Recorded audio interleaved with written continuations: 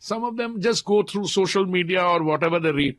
Now, if you foment a narrative like this, that Sikhs are finding it difficult or insecure to wear turban, some of them may actually believe it, which is not the case. I think ये जो मोहम्मद अली जिन्ना वाली बात थी पुराने जमाने में जो किया था कि या तो मुझे चाहिए जो मैं चाहता हूं, ठीक है, नहीं तो मैं इसको नष्ट करके रहूंगा सब कुछ, ये तो उस किस्म की माइंडसेट है. राहुल गांधी जी का ये जो नैरेटिव देश के बाहर उनको फैलाने की कोशिश करते हैं, it is already received severe comments on it, पर आगे वाले आने वाले समय में भी ये कामयाब नहीं होगा. I think the more disturbing trend is, to say that this is a statement which was made out of ignorance or it's in that genre of Pappu, he doesn't know what he's talking about. I think that's wrong. I think there is a more systematic, sinister, and I'm using this word carefully, attempt to foment a divisive narrative to create a sense of insecurity and freedom. He's trying to, build a narrative by turning around and saying, well, you cannot practice your religion. Has anybody in India told him that? पर मैं उनको ये याद कराना चाहता हूँ, हमारी बहुत पुरानी 5000 साल से अधिक पुरानी संस्कृति और सभ्यता है. It's an old civilization. People like this will not be able to break it. Moving on from the Prime Minister to the leader of opposition, Mr. Rahul Gandhi, who was here in the United States just a week before your visit. While talking about the RSS ideology, Mr. Gandhi quoted an example of a Sikh being unable to wear a turban or a kara in India. How do you react to this? I've already reacted, but I find it astounding that you're going around looking for a Sikh, happen to find somebody in the front row, who, by the way, I think also made a statement later, and you turn around and say, the issue is whether he can wear a turban. I mean, I have worn a turban 62 years of my life. I worn a kara even longer. I think most children in our families, when they're born, the first occasion, they put a kara around. But I think the more disturbing trend is, to say that this is a statement which was made out of ignorance or it's in that genre of Pappu, he doesn't know what he's talking about. I think that's wrong. I think there is a more systematic, sinister, and I'm using this word carefully, attempt to foment a divisive narrative to create a sense of insecurity and freedom. Now, my brothers and sisters who came to the United States to work here many years ago, some of them have active contacts with with their home country. Some of them just go through social media or whatever they read. Now, if you foment a narrative like this, that Sikhs are finding it difficult or insecure to wear turban, some of them may actually believe it, which is not the case. If there has been any time in the history of our post-independence existence when there was an existential threat to the Sikhs, or they felt one, I've experienced it myself. It was during the 1984, I don't use the word riots because it was a one-sided pogrom against, innocent people, 3,000 of whom were killed in cold blood in India. And if you look at what happened before that, in the 80s, when in the run-up to the Asian Games, Sikhs used to be taken out of buses, etc., and said, because you're a turban Sikh, you go on the side.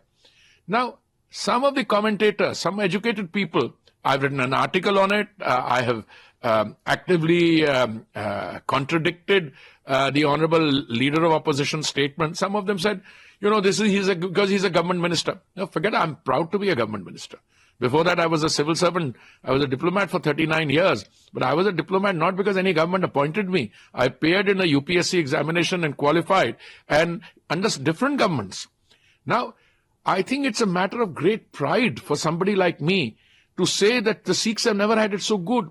All the grievances which were there have actually been addressed by the Honorable Prime Minister, whether it is removing names of Sikhs from the blacklist, whether it is addressing the issue of the Kartarpur Sahib corridor, or, celebrating the Sahibzada's contribution in terms of Veerbal Divas, etc. All that is there. What I'm surprised about is that there seems to be a pattern in this.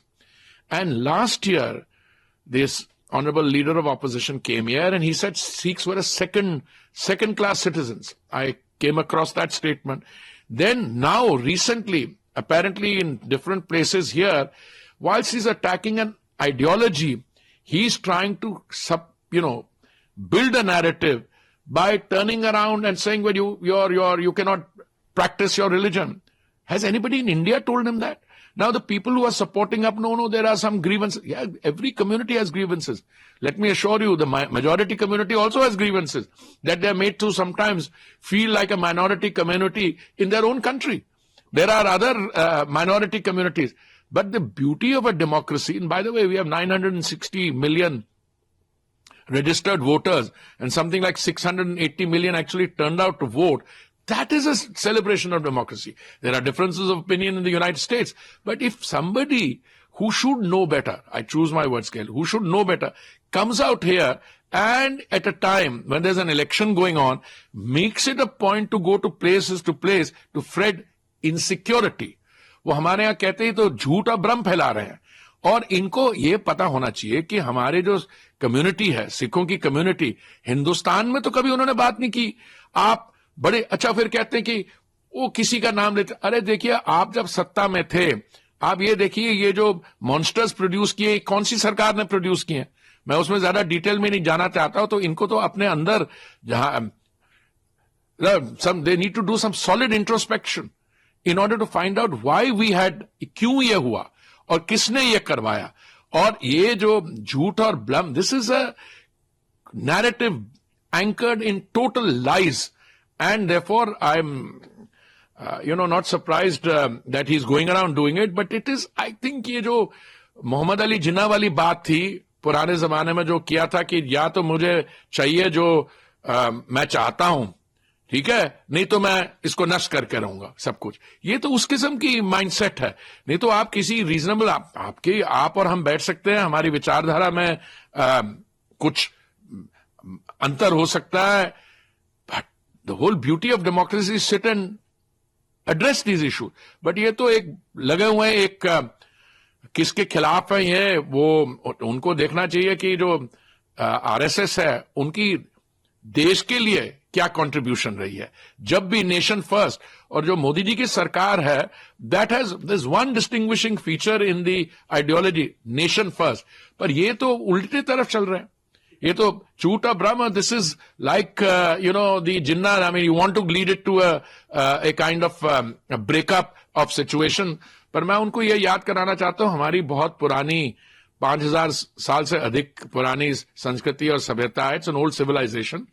People like this will not be able to break it, and we are a proud nation, and Sikhs are very happy to be and are flourishing in this nation. I'm not only just because I'm a minister, but I see so many other people जो they've risen to the apex in the judiciary, Supreme Court में पहुंचे हैं. वो आप business community देखिए, आप arm forces में हमारी जनसंख्या जो है 140 करोड़ में, उसमें हमारी सिखों की 2% से कम है, और उनकी कंट्रीब्यूशन आर्म फोर्सेस में 20% से ज्यादा है.